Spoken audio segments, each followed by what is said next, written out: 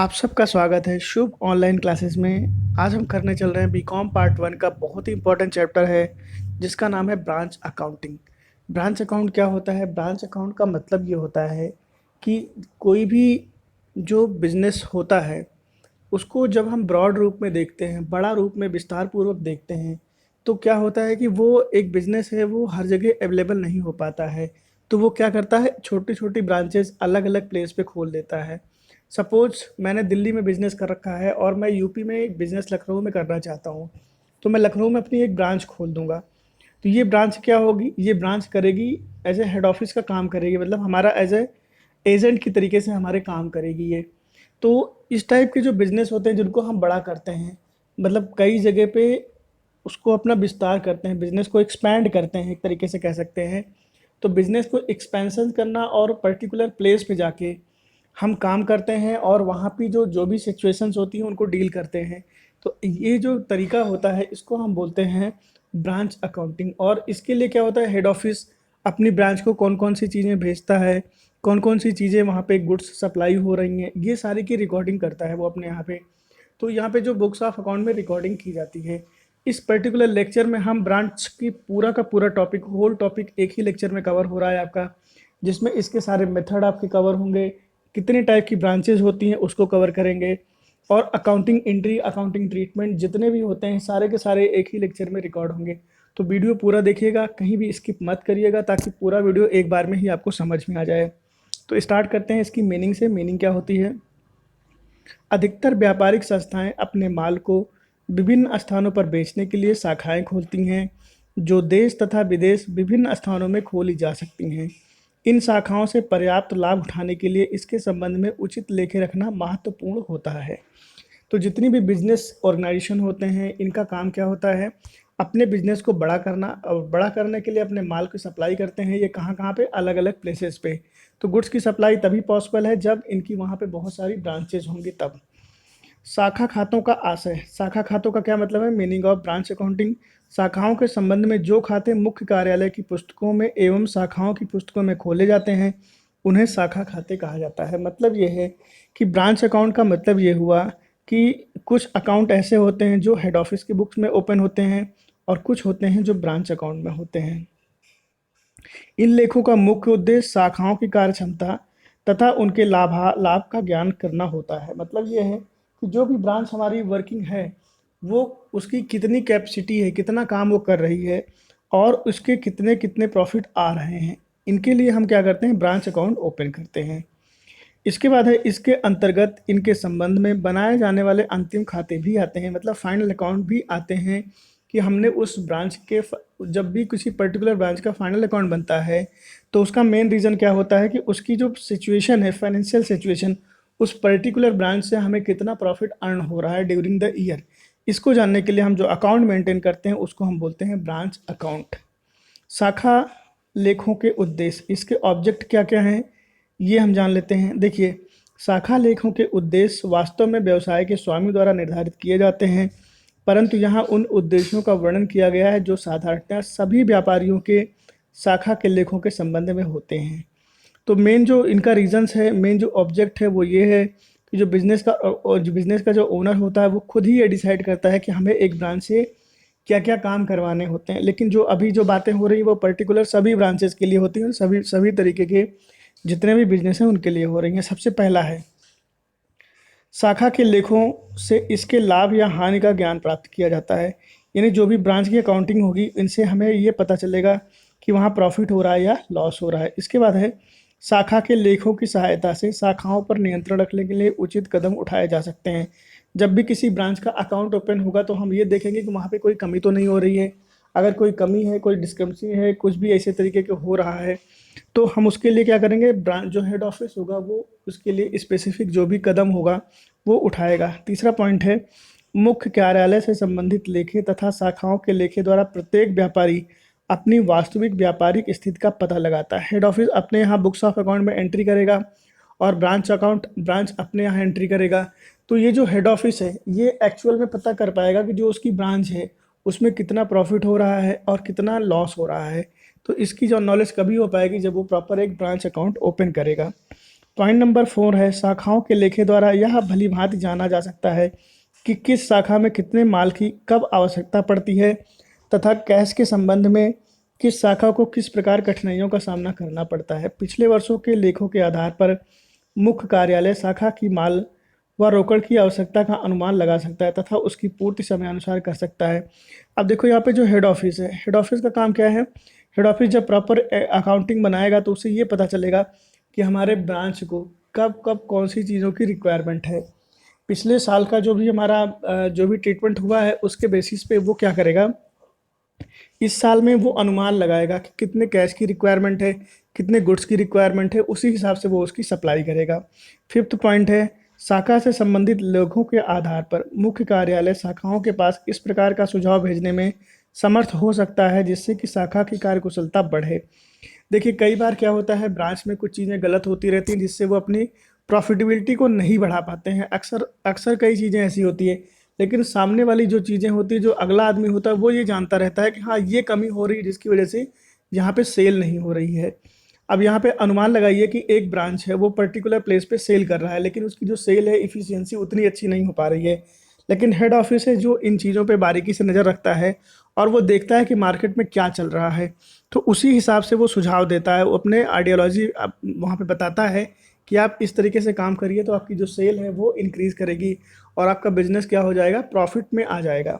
तो ये जब चीज़ें जो होती हैं ये हेड ऑफिस करता है। तो हेड ऑफिस क्या करता है, उसका मेन काम ये है कि वो पूरी तरीके से अपना नज़र रखता है कि क्या काम हो रहा है वहाँ पे और क्या क्या चीज़ें चेंज करनी चाहिए जिससे और ज़्यादा से ज़्यादा सेल में इंक्रीज हो सके। पॉइंट नंबर 6 है विभिन्न अधिनियमों द्वारा शाखाओं के लेखे रखना तथा उनका अकेक्षण कराना अनिवार्य हो जाता है। देखिए जो भी अधिनियम हो, जो भी एक्ट हैं, उनके द्वारा जो ब्रांच के अकाउंट हैं उनको रखना पड़ता है और उनकी ऑडिटिंग प्रॉपर करानी पड़ती है, ये कंपलसरी होता है। कंपनी एक्ट 1956 द्वारा शाखा लेखों तथा उनके अंकेक्षक के संबंध में विशेष नियम बनाए गए हैं। ठीक है, यहाँ पे देखिए 1956 है जिसको अभी चेंज किया गया है, सन 2013 में आ गया है कंपनी एक्ट में। तो 1956 में ये बात कही गई कि ऑडिटिंग जो है उसके संबंध में बहुत सारे नियम बनाए गए हैं। अब यहाँ पे बात करते हैं शाखाएं कितने प्रकार की होती हैं, how many types of branches. तो सबसे पहले होती है आश्रित शाखाएं, जिसे हम इंग्लिश में बोलते हैं डिपेंडेंट ब्रांच। दूसरी होती हैं स्वतंत्र शाखाएं और तीसरी होती है विदेशी शाखाएं। तो ये तीन तरीके की ब्रांचेस होती हैं, तीन तरीके की ब्रांचेस होती हैं। तो सबसे पहले जो आश्रित शाखाएं हैं इनकी बात करते हैं। आश्रित शाखाएं यानी डिपेंडेंट ब्रांचेज। डिपेंडेंट ब्रांचेज में सबसे पहली बात जो होती है वो होती है मुख्य कार्यालय से लागत मूल्य पर माल प्राप्त करने वाली शाखाएं। मतलब यह है कि अगर कोई गुड्स 100 रुपये की बनी है तो ब्रांच में जब वो पहुंचती है तो 100 रुपये में ही पहुंचती है। 100 रुपये के माल को 100 रुपये में पहुंचाना, ये क्या कहलाता है, उनको जो लागत मूल्य पर ब्रांच में स्टॉक पहुंचा देना। अब यहाँ पे दो तरीके का होता है, केवल नकदी में बिक्री करने वाली शाखाएं और नकदी एवं उधार दोनों में बिक्री करने वाली शाखाएं। जो हमारी डिपेंडेंट ब्रांचेज होती हैं वो दो तरीके की होती हैं। ठीक है, पहला होता है जो गुड्स की जो सेलिंग करती हैं उसको सिर्फ और सिर्फ कैश में सेलिंग करती हैं। दूसरी जो टाइप है वो है कैश और क्रेडिट दोनों तरीके से गुड्स की सेलिंग वो करती हैं। तो ये होती है डिपेंडेंट ब्रांचेज। अब डिपेंडेंट ब्रांचेज का कुछ और मतलब भी समझ लेते हैं। देखिए डिपेंडेंट जैसा नाम से आपको समझ में आ रहा है कि वो खुद पे आधा वो होती है, निर्भर होती है, आत्मनिर्भर होती है। मतलब कि वो जितना माल आपका यहाँ से आएगा, हेड ऑफिस से आएगा, उसी माल की वो सप्लाई करेगी, पूरी तरीके से आश्रित है एक दूसरे पे। तो हेड ऑफिस जितना भी सामान भेजेगा उतना ही सामान की सेलिंग ये आश्रित शाखाएं करेंगी। उसके बाद है तो स्वतंत्र शाखाएं।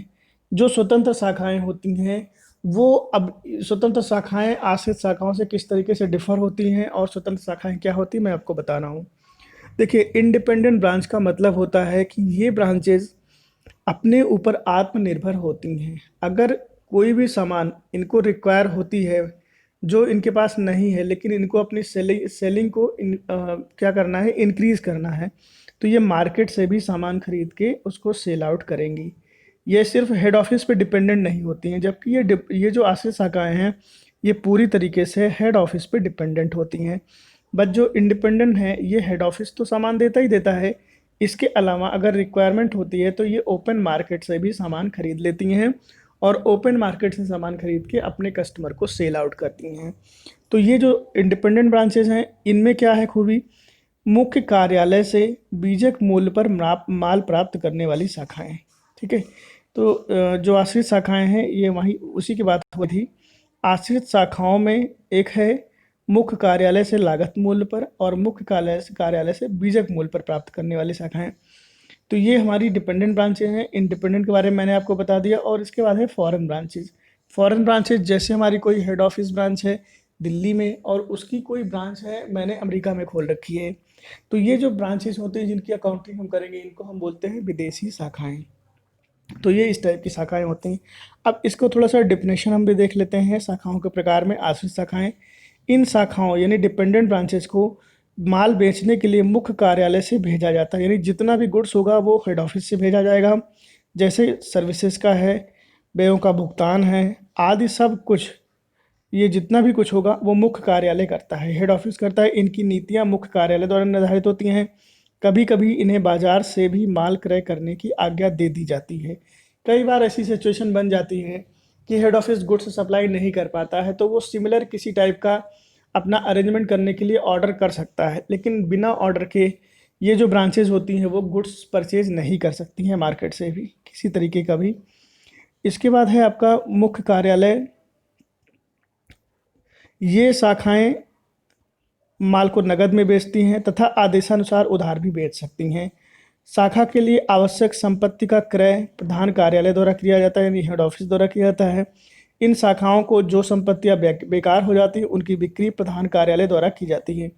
अब सपोज कोई माल हेड ऑफिस ने भेजा है लेकिन उसकी सेलिंग ना हो पाई और वो सामान ख़राब हो गया, तो ब्रांच ऑफिस के पास उसका कोई राइट नहीं होता कि वो उसको सेल करे, स्क्रैप करे और उसको बेचे। वो सारे के सारे जितने भी राइट होंगे वो सारे होंगे आपके हेड ऑफिस के पास में। ये शाखाएं अपने यहाँ लाभ हानि खाता नहीं बनाती हैं और ना ही कोई विशेष लेखांकन का कार्य करती हैं। इनके यहाँ लेखांकन में कैश बुक प्रिपेयर होती है, स्टॉक रजिस्टर प्रिपेयर होता है, मेमोरेंडम रिकॉर्ड होता है, जो आपका साप्ताहिक या दैनिक या मासिक किसी तरीके का स्टेटमेंट होगा वो प्रिपेयर हो जाएगा। सेल्स बुक प्रिपेयर होगी। यदि उधार बिक्री होती है तो डेटर्स के बारे में इसका पूरा पर्टिकुलर रिकॉर्ड किया जाएगा। तो ये सारे काम ये जो होती है हमारी डिपेंडेंट ब्रांचेज वो करती हैं। इन शाखाओं के संबंध में विस्तृत लेखांकन मुख्य कार्यालय की पुस्तकों में ही किया जाता है। ये जो हेड ऑफिस होता है वही अपने यहाँ पे इसकी सारी रिकॉर्डिंग करता है। यह ऐसी शाखाएं भी कहा जाता है जो लेखांकन का पूरा विवरण नहीं रखती हैं। इसको हम कह सकते हैं branch not keeping full system of accounting. ये शाखाएं निम्न प्रकार की होती हैं। पहला है मुख्य कार्यालय से लागत मूल्य पर प्राप्त करने वाली तथा नगद बिक्री करने वाली शाखाएं। ऐसी ब्रांचेस जो हेड ऑफिस से इनका जो जितना भी गुड्स आता है वो किस पे आता है, लागत मूल्य पे आता है। 100 रुपये का माल 100 रुपये में आ रहा है और ये जितनी भी सेलिंग करेंगी वो कैश में सेलिंग करेंगी। तो एक ही इस टाइप की ब्रांचेज होती हैं। दूसरा होता है मुख्य कार्यालय से लागत मूल्य पर माल प्राप्त करती हैं, मतलब 100 रुपये का माल प्राप्त कर रही हैं और इनकी जो सेलिंग है वो कैश में भी कर रही हैं, क्रेडिट में भी कर रही हैं, दोनों तरीके से कर रही हैं। तो क्रेडिट में करेंगी तो डेटर क्रिएट होगा, कैश में करेंगी तो इनका कैश प्लस हो जाएगा। पॉइंट नंबर 3 है इसके अंदर, मुख्य कार्यालय से बिक्री मूल्य पर या बीजक मूल्य पर प्राप्त करने वाली शाखाएं नकद तथा बिक्री में जो भी बिजनेस करेंगी वो करेंगी। तो देखिए बीजक मूल्य का मतलब होता है जैसे 100 रुपये का माल है तो इनको मिल रहा है 120 रुपये का, मतलब यहाँ पे 20 रुपये का इनवाइस प्राइस जुड़ गया है। देखिए हमारा दो तरीके का प्राइस होता है, एक होता है कॉस्ट प्राइस, एक होता है इनवाइस प्राइस। इनवाइस का मतलब होता है जिस रेट से हम कस्टमर को सेलिंग करते हैं उसको एक बिल बना के देते हैं, तो ये जो बिल होता है ये हमारे लिए इनवाइस कहलाता है। तो इसीलिए उसको बोला जाता है इनवाइस प्राइस। तो इनवाइस प्राइस की गुड्स जो होती है वो इस तरीके से होती है। इसमें कैश भी कर सकते हैं और क्रेडिट में भी सेल करती हैं ऐसी ब्रांचेस हमारी, कौन सी, डिपेंडेंट वाली। इंडिपेंडेंट बारे में कहा गया है कि इन शाखाओं को यद्यपि मुख्य कार्यालय द्वारा माल भेजा जाता है परंतु फिर भी उन्हें इस बात की स्वतंत्रता रहती है कि आवश्यकता पड़ने पर माल को स्वयं क्रय कर लें और इसके संबंध में उचित व्यय कर सकती हैं। जितना भी रिक्वायरमेंट होगा वो कर लेंगी। बिक्री द्वारा प्राप्त हुई रकम इन शाखाओं द्वारा अपने पास रखी जाती है और उचित समय पर मुख्य कार्यालय को भेजी जाती हैं। ये शाखाएं बहुधा यानी डिफरेंट टाइप की व्यय की लेखा पुस्तकें रखती हैं। जो भी रिक्वायरमेंट होगी अकाउंटिंग सारी की सारी ट्रीटमेंट करेंगी। वर्ष के अंत में ये अपना ट्रायल बैलेंस बनाती हैं, इसे समामेलन के लिए मुख्य कार्यालय द्वारा भेजा जाता है। इसका मतलब ये है कि इनके जो ट्रायल बैलेंस बनेंगे और जो हेड ऑफिस का ट्रायल बैलेंस बनेगा उनमें इनको सिमिलैरिटी देखी जाएगी कि क्या दोनों बराबर हैं या कोई किसी में प्रॉब्लम है। तो ये सारी चीज़ें वहाँ पे चेक होती हैं। ये अपने व्यवसाय के संबंध में व्यापारिक खाता यानी trading account, profit and loss account और बैलेंस शीट भी प्रिपेयर करती हैं। तो ये सारी अकाउंटिंग एंट्री करती हैं। उसके बाद जो आपकी थर्ड और मेन ब्रांच है वो है फॉरेन ब्रांचेज। ये शाखाएं उपर्युक्त शाखाओं की तरह आश्रित या स्वतंत्र भी हो सकती हैं, परंतु बहुधा ये शाखाएं स्वतंत्र होती हैं तथा स्वयं ही लेखा पुस्तकें बनाती हैं, अकाउंटिंग ट्रीटमेंट करती हैं। ये विदेशों में कार्य करती हैं। एक निश्चित अवधि के बाद ये अपना ट्रायल बैलेंस बनाती है जो विदेशी मुद्रा में होता है या वहाँ की करेंसी के हिसाब से ये अपने ट्रायल बैलेंस, प्रॉफिट लॉस और बैलेंस शीट प्रिपेयर करती हैं। जब इन्हें मुख्य कार्यालय भेजा जाता है तब अपने देश की मुद्रा में परिवर्तित करने के बाद ही समावेशित होता है। सपोज करिए कि हमारा देश इंडिया है और बाहर के कोई अमेरिका कंट्री में हमारा बिजनेस फैला हुआ है, हम वहाँ की हमारी कोई ब्रांच है, तो वहाँ की जो भी करेंसी में हमने ट्रायल बैलेंस बना रखा है, जब वो इंडिया आएगा ट्रायल बैलेंस समामेलन के लिए, एडजस्टमेंट के लिए, तो उसकी अपने यहाँ की करेंसी में हम उसकी बुक्स ऑफ अकाउंट में रिकॉर्डिंग करेंगे। अब यहाँ पे जो सबसे इम्पोर्टेंट चीज़ है वो ये है, मुख्य कार्यालय की पुस्तकों में आश्रित शाखाओं के लेखे। जो भी डिपेंडेंट ब्रांच होगी वो अपनी बुक्स ऑफ अकाउंट के लिए कौन कौन से मेथड यूज़ कर सकती है और कौन कौन से तरीके इस्तेमाल किए जाते हैं अकाउंट करने के लिए। सबसे पहला है डेटर मेथड, सबसे ज़्यादा एग्जाम में आपके आता है, जिसको सिंपल सिस्टम या डेटर सिस्टम कहा जाता है। ये शाखा खाते नाम मात्र की तरह होते हैं। नाम मात्र का मतलब होता है नॉमिनल अकाउंट, और नॉमिनल अकाउंट का रूल आपको बहुत अच्छे से पता है, debit all expenses and losses, credit all income and gains. दूसरा होता है फाइनल अकाउंट सिस्टम। ये एक तरीके का पर्सनल अकाउंट होता है और पर्सनल अकाउंट का रूल क्या होता है, debit the receiver and credit the giver. इसके बाद होता है तीसरा स्टॉक एंड डेटर सिस्टम। 99% जो क्वेश्चन आते हैं वो इसी टॉपिक से आते हैं, स्टॉक एंड डेटर सिस्टम से। तो ये बहुत ही इंपॉर्टेंट रहने वाला है इस लेक्चर में, आप बहुत ध्यान से करिएगा। ये और ये पहला वाला जिसको हम डेटर सिस्टम कहते हैं, यही दोनों क्वेश्चन घुमा फिरा के हर यूनिवर्सिटी में आते हैं। और ये चैप्टर का थ्योरी पार्ट जो जितना मैंने अभी कराया है ये 20 नंबर का आपसे पूछा जाएगा। मैंने ऊपर टिक भी किया था सेक्शन बी में, इलाहाबाद स्टेट यूनिवर्सिटी जिसका नाम अब हो गया है प्रोफेसर राजेंद्र प्रसाद उर्फ रज्जू भैया यूनिवर्सिटी, वहाँ पे ये क्वेश्चन कई बार पूछा जा चुका है। अब तक के मैंने 5 साल के एक्सपीरियंस में कई बार आ चुका है ये।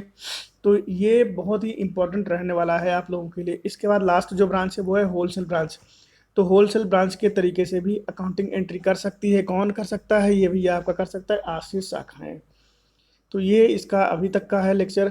आगे दिया गया है आश्रित शाखाओं के संबंध में मुख्य कार्यालय की पुस्तकों में निम्नलिखित प्रकार से लेखे किए जाते हैं, यानी डिपेंडेंट ब्रांचेज जो होंगी इनमें कौन कौन सा होगा। सबसे पहला है आपका डेटर सिस्टम। अब डेटर सिस्टम क्या होता है, जब शाखा बहुत छोटी होती है तो यह प्रणाली अपनाई जाती है। इसके अंतर्गत मुख्य कार्यालय की पुस्तकों में केवल ब्रांच अकाउंट ओपन होता है, मतलब एक ही अकाउंट ओपन होगा, उसका नाम होगा शाखा खाता, जिसकी क्रेडिट बाकी लाभ और डेबिट बाकी हानि होगी। यानी अगर क्रेडिट बैलेंस होगा तो प्रॉफिट शो करेगा और डेबिट बैलेंस शो करेगा तो लॉस शो करेगा। इस विधि को डेटर मेथड भी कहा जाता है, या एक नॉमिनल अकाउंट होता है। नॉमिनल अकाउंट का मैंने अभी आपको मेथड बता दिया क्या होता है। दूसरा होता है final account system. Final account system का मतलब होता है, इस विधि के अंतर्गत मुख्य कार्यालय की पुस्तकों में शाखा का व्यापारिक खाता यानी ट्रेडिंग अकाउंट, प्रॉफिट लॉस और बैलेंस शीट प्रिपेयर करना जरूरी होता है। यह शाखा खाता एक प्रकार के शाखा के व्यक्तिगत खाते की तरह होता है, पर्सनल अकाउंट होता है। इसका उद्देश्य यह ज्ञात करना होता है कि शाखा को क्या देना है या शाखा से क्या लेना है। अतः इस दशा में यदि शाखा खाते में डेबिट पक्ष में जोड़ अधिक हो तो क्रेडिट पक्ष में बाई बैलेंस कैरिड डाउन लिखा जाता है, और क्रेडिट पक्ष का अधिक है तो टू बैलेंस कैरिड डाउन लिखा जाता है।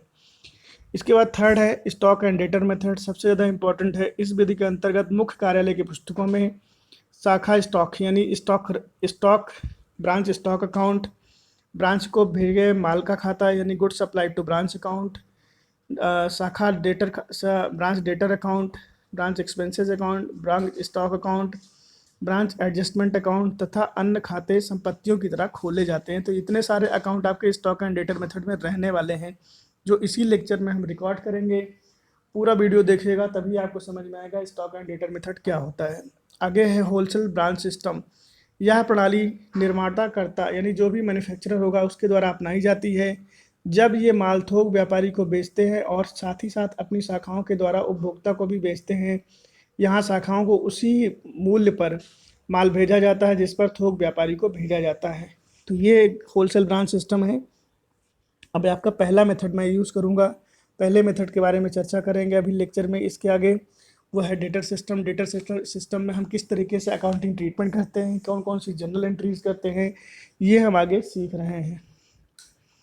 देखिए होता क्या है कि जो हम डेटा सिस्टम में ब्रांचेस करते हैं, ब्रांच अकाउंटिंग करते हैं, उसमें जो हेड ऑफिस होता है वो अपने यहाँ कौन कौन से अकाउंटिंग एंट्री करता है। सबसे पहले बुक्स की बात करते हैं। इन्हें लेखा की पुस्तकें रखना अनिवार्य नहीं है। जो ब्रांचेज होती हैं वो किसी तरीके की अकाउंटिंग नहीं करती, वो नॉर्मल अकाउंटिंग करती है। कौन कौन से, कैश का, कितना कैश आया, कितना कैश गया, स्टॉक कितना आया था, कितना गया। तो ये दो तीन चीज़ें हैं जो मैंने अभी आपको थोड़ी देर पहले ही बताई हैं, वहाँ से आप देखिएगा।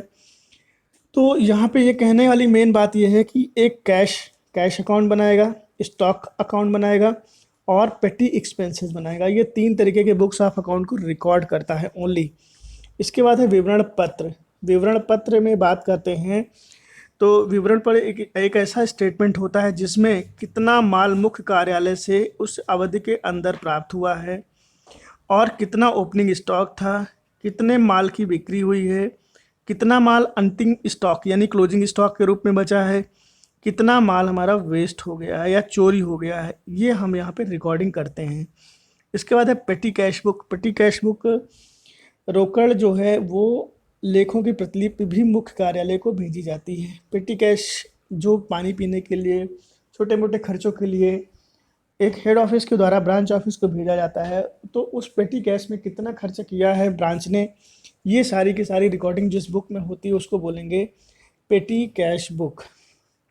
इसके बाद है शाखाओं को भेजे हुए माल की जो पुस्तक होती है, जो गुड्स होती है, जो goods supply to branch account होता है, वो कुछ इस तरीके से बनता है। उसका फॉर्मेट दिया गया है, डेट है, पर्टिकुलर है, टोटल है, किस किस ब्रांच को कितना कितना माल सप्लाई किया गया है, उसकी रिकॉर्डिंग हम यहाँ पे देखते हैं। गुड्स सप्लाई टू ब्रांच यानी गुड्स हमने जो सप्लाई की है ब्रांचेज को वो कितनी कितनी कर रखी है और किस ब्रांच को कितना कितना दे रखा है, इन सब का रिकॉर्डिंग हम यहाँ पे करते हैं।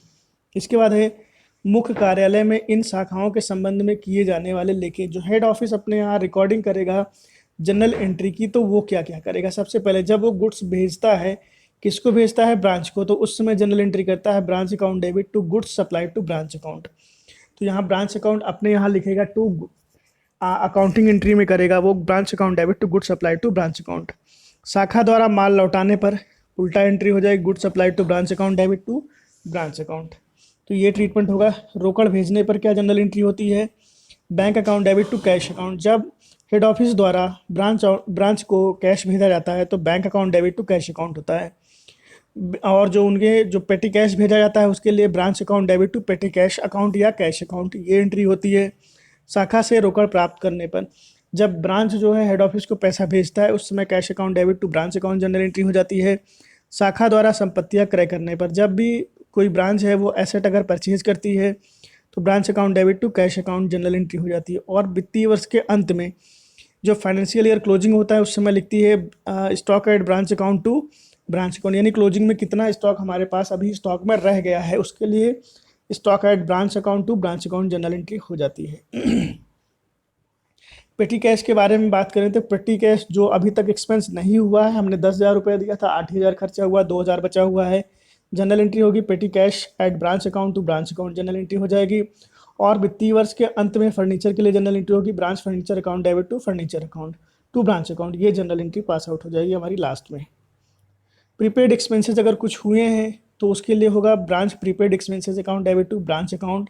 वित्तीय वर्ष के अंत में अन्य दायित्व यदि कोई हो तो निम्नलिखित लेखा हो जाएगा। उसके लिए क्या क्या, branch account debit to branch outstanding expenses account to branch creditors account, ये जनरल एंट्री हो जाएगी। लाभ हानि का लेखा अगर कुछ भी प्रॉफिट या लॉस हुआ है तो उस कंडीशन में branch account debit to general profit and loss account की एंट्री हो जाएगी। और इसके अलावा general profit and loss account debit to branch account, ये जनरल एंट्री हो जाएगी यदि उसका डेबिट बैलेंस है तो, ठीक है। 10वीं एंट्री है अगले वित्तीय वर्ष के प्रारंभ में संपत्तियों के लिए जनरल की जो निम्नलिखित प्रविष्टियां होंगी वो क्या क्या होंगी।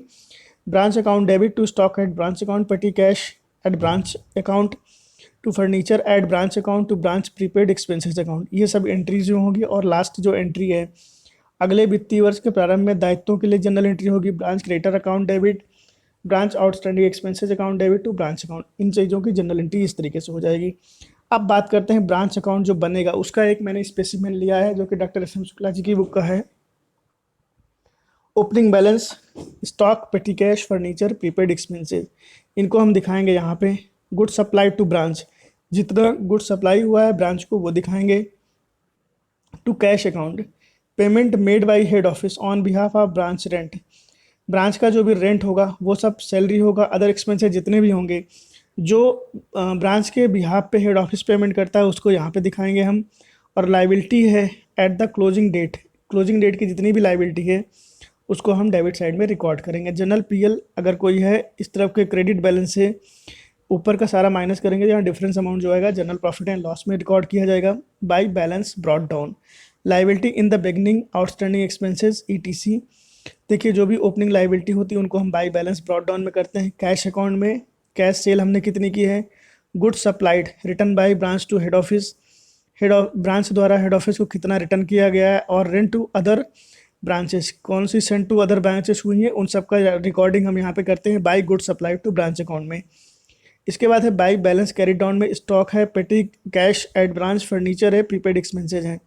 अब यहाँ पे अगर डेबिट साइड का बैलेंस टोटल ज़्यादा है इन सब से तो यहाँ पे लॉस आएगा आपका, और अगर क्रेडिट साइड का बैलेंस ज़्यादा है डेबिट साइड से तो यहाँ पे प्रॉफिट आएगा। ये है, बहुत ही आसान करना है इसको। ये है ब्रांच अकाउंट का फॉर्मेट। अभी हम इसका एक आध दो एग्जांपल भी कर लेते हैं तो और क्लैरिटी आ जाएगी, समझ में भी आ जाएगा।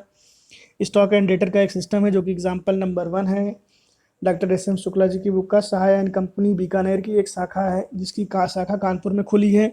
वह केवल कैश ट्रांजैक्शन करती है, यानी कैश में ही सेल करती है। मुख्य कार्यालय और शाखा के सौदे 31 मार्च 2013 को समाप्त होने वर्ष के लिए क्या है दिए। देखिए 1 अप्रैल को स्टॉक है ओपनिंग वाला 20,000 का, शाखा को माल भेजा गया है 50,000 का, शाखा की रोकड़ भेजी गई है, किराया और अन्य व्यय 200 और 100 300 टोटल है। शाखा वर्ष में शाखा से रोकड़ जो प्राप्त हुई है 60,000 है। और 31 मार्च को अंतिम स्टॉक, मैंने यहाँ पे सारी चीज़ें डेट चेंज कर रखी है। और पेटी कैश का जो क्लोजिंग स्टॉक है वो है 10 रुपये। उपयुक्त सूचना के आधार पर मुख्य कार्यालय की पुस्तकों में जनरल के आवश्यक लेखे करिए और कानपुर शाखा द्वारा एवं अन्य शाखा खोलिए। तो यहाँ पे आपको अकाउंट भी खोलने हैं, ठीक है, ब्रांच के अकाउंट भी, और जनरल एंट्री भी पास आउट करनी है। तो पहले समझ लेते हैं इसकी जनरल एंट्री को। Kanpur branch account debit to stock at branch account, यहाँ पे है being transfer of opening stock, opening stock transfer किया गया है कितना, 20,000 रुपये से। Kanpur branch account debit to good supply to Kanpur branch account, कितना गुड सप्लाई हुआ है, 50,000 का हुआ है। Kanpur branch account debit to cash account, हमने कैश सेंड किया है 300 रुपये का। Cash account debit to Kanpur branch being cash received from the bank, देखिए ब्रांच से हमने कैश रिसीव किया है कितना, 60,000 का, तो इसके लिए जनरल एंट्री ये हो गई है। उसके बाद है stock at Kanpur branch account debit, petty cash at Kanpur branch account to Kanpur branch being closing balance of stock and petty cash in the branch को रिकॉर्डेड। देखिए क्लोजिंग बैलेंस रिकॉर्ड किया गया है 15,000 और 100 और 10 रुपये का, जो कि स्टॉक और पेटी कैश का है। टोटल है 15,000 10 रुपये है। और लास्ट एंट्री हुई है इसकी Kanpur branch account debit to general profit and loss, यानी हमारे कंपनी का क्या हुआ है यहाँ पे, नेट प्रॉफिट हुआ है जो कि 4,710 रुपये है। इसकी रिकॉर्डिंग में हमने इस तरीके से किया हुआ है। अब इसका ब्रांच अकाउंट देख लेते हैं। ये सारी चीज़ें आपकी देखिए मैंने जनरल एंट्री में डेबिट करा रखी हैं। Kanpur branch account debit to stock at Kanpur branch account, opening stock है 20,000 का। उसके बाद है यहाँ पे to good supply to branch 50,000 रुपये है। कैश में रेंट 200 रुपये का है, अदर एक्सपेंसेस 100 रुपये के, टोटल 300 भेजे गए हैं। और यहाँ पे बात करते हैं तो बाई कैश अकाउंट में कैश सेल हुई है 60,000 रुपये की।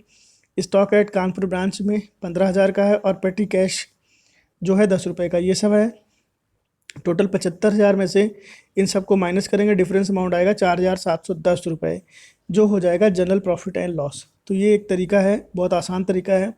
इसके बाद अकाउंट बनेगा good supply to branch account.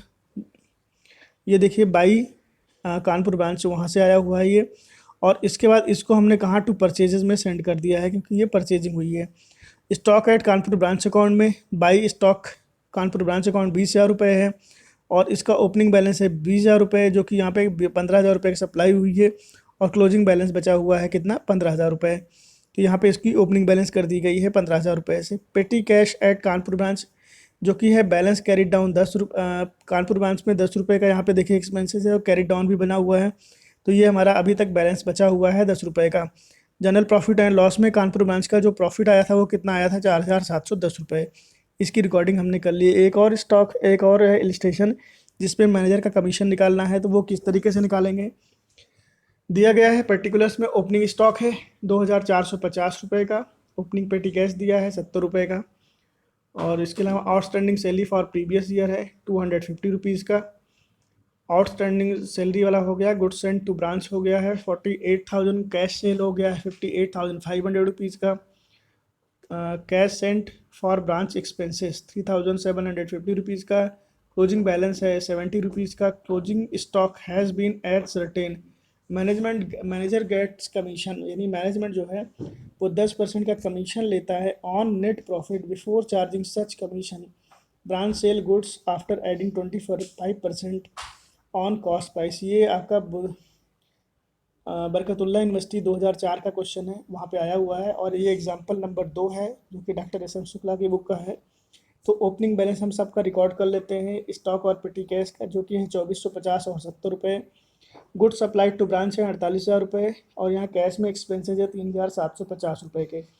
इसके अलावा कैश में कमीशन किस तरीके से निकलेगा वो हमें भी नीचे समझ लेते हैं। बाई बैलेंस में आउटस्टैंडिंग सैलरी है, कैश अकाउंट में जो कैश सेल हुई है 58,500 रुपये की, और क्लोजिंग स्टॉक जो बचा हुआ है 3650 और 70 रुपये का। इसकी रिकॉर्डिंग हमने यहाँ पे कर दी है। टोटल जो बैलेंस है इसमें से ऊपर के सारे बैलेंस को माइनस किया गया तो डिफरेंस अमाउंट आएगा 7,380 रुपये।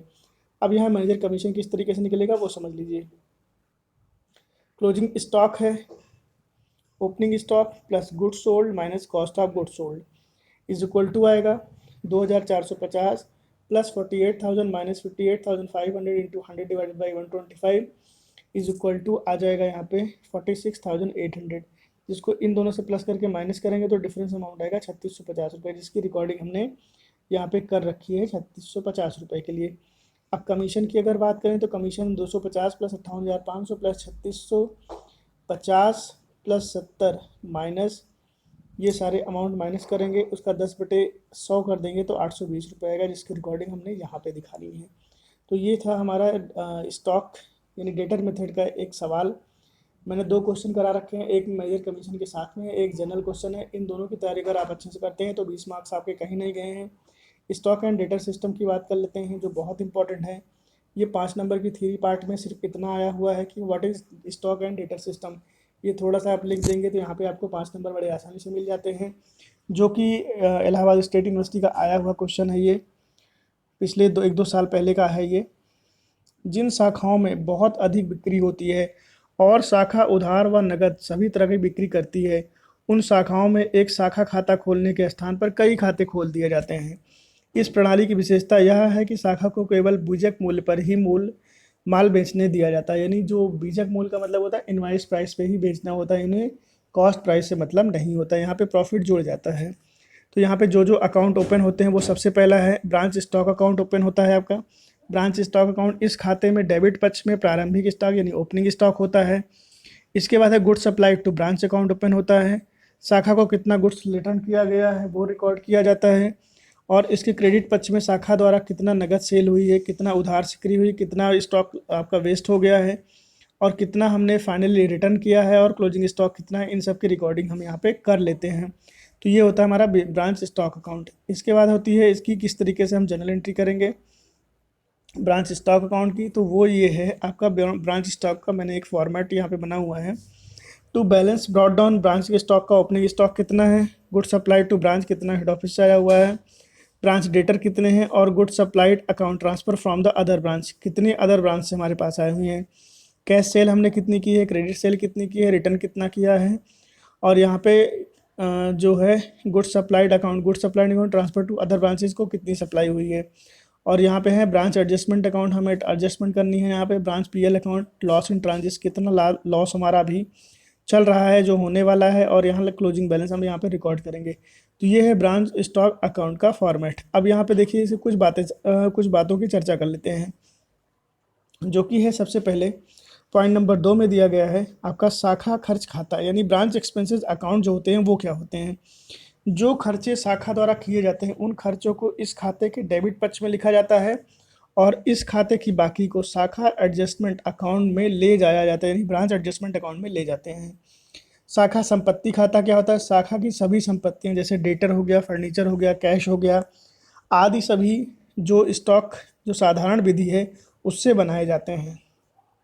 चौथा पॉइंट है शाखा देनदार खाता। यह खाता ठीक उसी प्रकार बनाया जाता है जैसे पहले समझाया जा चुका है, अभी जैसे हमने किया था। उसके बाद पांचवा पॉइंट है शाखा को भेजे गए माल का खाता, good supply to branch account. इस खाते में क्रेडिट के शाखा को भेजा गया माल बीजक मूल्य पर लिखा जाता है। इसके डेबिट पक्ष में, बीजक मूल्य का मतलब होता है इसमें इनवाइस प्राइस पे लिखा जाता है। इसके डेबिट पक्ष में इसके डेबिट पक्ष में इस भेजे गए माल के बीजक मूल्य में जो भाग लाभ का होता है वह शाखा समायोजन खाते में यानी ब्रांच एडजस्टमेंट अकाउंट वाले शीर्षक में लिखा जाता है। इस खाते के क्रेडिट पक्ष और डेबिट पक्ष में जो अधिक होता है उसे क्रय खाते या व्यापारिक खाते में ट्रांसफर कर दिया जाता है। देखिए good supply to branch account का फॉर्मेट बना हुआ है। Stock, branch stock return by branch, branch द्वारा कितना माल रिटर्न किया गया है किसको, हेड ऑफिस को। Branch stock account, transfer to other branch, other branch में कितना ट्रांसफर किया गया है। और branch debtor account, direct return to head office कितनी हुई है। Stock, branch stock account, goods supply to branch, goods कितनी सप्लाई हुई है ब्रांच को। और goods branch stock account return from other branches, other branches से कितना कितना वापस हुआ है। तो ये सब की रिकॉर्डिंग करेंगे good supply to branch account में। और यहाँ पे दिया है ब्रांच एडजस्टमेंट अकाउंट का लोडिंग हम निकालेंगे, जितना भी परसेंटेज होगा उसकी हम ट्रीटमेंट यहाँ पे दिखाएंगे। 6 पॉइंट है stock reserve account. Stock reserve का मतलब होता है शाखा के प्रारंभिक स्टॉक के लाभ में जो अंश होता है उसे इस खाते में ट्रांसफ़र कर दिया जाता है। इसके लिए ब्रांच एडजस्टमेंट अकाउंट क्रेडिट तथा इस खाते को डेबिट किया जाता है। शाखा के अंतिम स्टॉक में लाभ का जो अंश होता है उसे शाखा समायोजन खाता डेबिट और या खाता क्रेडिट कर दिया जाता है। इसके बाद सातवां जो हमारा अकाउंट है वह है ब्रांच एडजस्टमेंट अकाउंट। इस खाते में स्टॉक की बढ़ी हुई कीमत व लागत मूल्य का अंतर, शाखा को भेजे गए माल की बढ़ी हुई कीमत, लागत मूल्य का अंतर, शाखा व्यय खाते की बाकी तथा नष्ट हुए स्टॉक का मूल्य लिखा जाता है। इसकी बाकी लाभ हानि खाते में हस्तांतरित कर दी जाती है। तो ये था कुछ मोटा मोटा जो मैंने आपको बताया। उसके बाद है शाखा खाते बनाए किस तरीके से बनाए जाते हैं, वो एक व्यक्तिगत खाते की तरह बनाए जाते हैं। इसका एक क्वेश्चन है स्वदेशी कंपनी की शाखा कानपुर में है। माल जो भी भेजा जाता है वो कॉस्ट प्लस इनवाइस यानी 25% बीजक मूल्य पर भेजा जाता है। निम्नलिखित विवरण से stock, branch stock account, branch expenses account, branch debtor account, branch adjustment account, good supply to branch account, stock reserve account और शाखा खाते नाम मात्र खाते की तरह ही बनाने हैं। तो ये कुछ आपको क्वेश्चन में क्या क्या करना है वो सब कुछ यहाँ पे दे दिया गया है। अब देखिए यहाँ पे क्वेश्चन में क्या क्या चीज़ें दी गई हैं। सबसे पहले दिया है ओपनिंग स्टॉक जो कि है 4,000 रुपये का, ओपनिंग डेटर है जो कि है 2,000 रुपये का, गुड सप्लाई टू ब्रांच 19,000 का है, rent rates and taxes, rent rates paid by head office 900 rupees का है, wages paid by head office है 760 रुपीज़ का, sundry expenses paid by head office 100 rupees का है, कैश सेल दी गई है 17,400 रुपये की, कैश रिसीट फ्रॉम डेटर है 5,000 रुपीज़ का, गुड सप्लाई बाई ब्रांच 1,000 है, क्रेडिट सेल दी गई है 3,600 की, डिस्काउंट अलाउड टू कस्टमर 200 का है, goods written by customer 100 rupees का है, और गुड्स स्प्लाइड जो कि नष्ट हो गया है वो है 50 रुपये का। तो किस तरीके से हम सबसे पहले ब्रांच स्टॉक अकाउंट बनाते हैं वो है ओपनिंग स्टॉक जो कि है 4,000 रुपये का, अभी मैंने क्वेश्चन में आपको बताया था। गुड सप्लाई टू ब्रांच 19,000 का है, और ब्रांच का जो डेटा है जो 100 रुपीज़ रिटर्न हुए हैं यहाँ पे डायरेक्ट में उसकी एंट्री यहाँ पे दिखाएंगे। हमने कितनी क्रेडिट सेल कर रखी है वो हमने दिखा दिया यहाँ पे बाई ब्रांच डेटर अकाउंट में, कैश अकाउंट में कैश सेल दिखा दिया। गुड सप्लाई टू ब्रांच कितना हमने गुड सप्लाई हुई है वो है 1,000 की, और ब्रांच एडजस्टमेंट में वेस्टेज ऑफ गुड्स कितना वेस्टेज हमारा हुआ है गुड्स का वो हम एडजस्टमेंट अकाउंट में करेंगे। और टोटल डेबिट साइड के बैलेंस से क्रेडिट साइड का बैलेंस माइनस करेंगे। यहाँ डिफरेंस अमाउंट जो आएगा वो ब्रांच बैलेंस कैरी डाउन हुआ है 1,050 रुपीज़ का। गुड सप्लाई टू ब्रांच में, गुड सप्लाई टू ब्रांच में अभी हमने देखा बाई ब्रांच स्टॉक अकाउंट से आया है 19,000 रुपीज़ का, और टू ब्रांच स्टॉक अकाउंट से आया हुआ है 1,000 जो इस तरफ से आया हुआ है और ये इस तरफ से आया हुआ है। ब्रांच एडजस्टमेंट के लिए हमने 200 रुपये ट्रांसफ़र करना है। ब्रांच एडजस्टमेंट अकाउंट का परचेज वो 3,800 रुपये है, वो यहाँ से आया है 19,000 का 25/125 यानी लोडिंग इस पर लगी हुई है 3,800 रुपये आएगा। और परचेजेस कितना है 14,400 रुपये, जिसकी रिकॉर्डिंग हमने यहाँ पे करनी। This is balancing figure but it is related at purchase because without purchase of goods these goods can not be supplied. तो ये बैलेंसिंग अमाउंट है। यहाँ पे परचेज में आपको 200 रुपये दिया गया है 19,200 में से, ऊपर वाले आइटम को माइनस करेंगे तो 14,400 रुपीज़ का बैलेंसिंग अमाउंट आ जाएगा। Branch expenses account, branch expenses में देखिए क्या है, क्या क्या खर्चे हो रहे हैं। रेंट एंड टैक्सेस है, और इसके अलावा वेजेस खर्चे हुए हैं, सेंट्री एक्सपेंसेस हुए हैं, और ये हमने डेटर उसको डिस्काउंट कर रखा है। टोटल जो बैलेंस आएगा वो आएगा 1960, जिसको ट्रांसफ़र करेंगे ब्रांच एडजस्टमेंट अकाउंट में। ब्रांच डेटर की बात करें तो ओपनिंग बैलेंस हमें ब्रांच का वो है 2,000 रुपये, और क्लोजिंग जो डेटर है वो है 300 रुपये का। ब्रांच स्टॉक अकाउंट से 3,600 रुपये आया हुआ है। कैश जो कि डेटर से रिसीव्ड हुआ है वही आया है, और ब्रांच एक्सपेंसेस के जितने भी एक्सपेंसेस हैं डिस्काउंट कर रखे हैं वो 200 है, और ब्रांच स्टॉक अकाउंट से 100 रुपये आए हैं। तो डिफरेंस अमाउंट कितना आएगा, 300 रुपये, जिसकी रिकॉर्डिंग हम इस तरफ कर देंगे। नेक्स्ट है branch stock reserve account. By balance brought down, opening balance दिया गया है रिजर्व का 800 रुपये, और क्लोजिंग बैलेंस जो डिफरेंस अमाउंट आ रहा है 210 रुपये का। ये ब्रांच एडजस्टमेंट अकाउंट से 210 रुपये आया है। किस तरीके से आएगा, यहाँ पे दिया गया है closing stock source by branch stock account में क्लोजिंग जो अमाउंट है वो है 1050, जिसका लोडिंग हम निकालेंगे तो 210 रुपये आएगी। तो 210 रुपये की जो है वो है ब्रांच स्टॉक रिजर्व अकाउंट में हम ट्रांसफ़र करेंगे, और इधर डिफरेंस अमाउंट जो आएगा वो आएगा 210 रुपये, यानी क्लोजिंग बैलेंस भी आपका 210 रुपये ही आ रहा है। Branch adjustment account, branch adjustment account की बात करें, गुड सप्लाइड टू ब्रांच, कितना कितना सप्लाइड हुआ है ब्रांच से, कितने एक्सपेंसेस हुए हैं, कितने ब्रांच के स्टॉक रिजर्व हैं।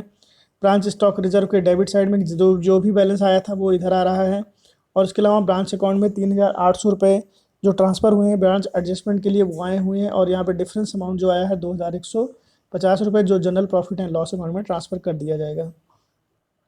इसके बाद है एक नॉर्मल ब्रांच अकाउंट, जो कि आपका नॉमिनल अकाउंट है, उस तरीके से बनाना है।